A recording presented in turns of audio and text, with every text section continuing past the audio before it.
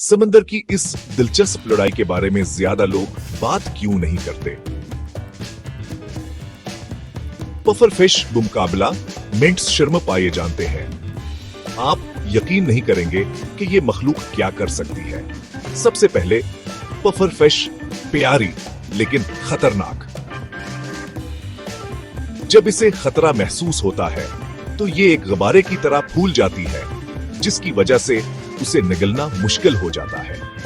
और इसमें टेट्रोटॉक्सिन होता है, जो समंदर के सबसे खतरनाक जहरों में से एक है। इसकी थोड़ी सी मकदार भी शिकारी को बेहोश कर सकती है। दूसरी तरफ मेंटिस श्रम्प छोटी है, लेकिन इसे कम न समझें।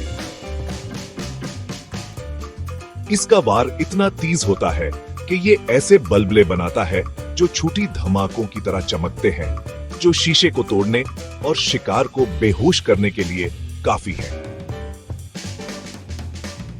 इसके अलावा इसकी बेनाई जानवरों की दुनिया में सबसे बेहतरीन है। ये ऐसे रंग देख सकती है जिनका इंसान तस्वुर भी नहीं कर सकते। तो कौन जीतेगा? कुदरत में ये हमेशा साइज या ताकत के बारे में नहीं होता। कभी कभी दिमाग, रफ्तार और थोड़ा सा जहर ही काफी होता है।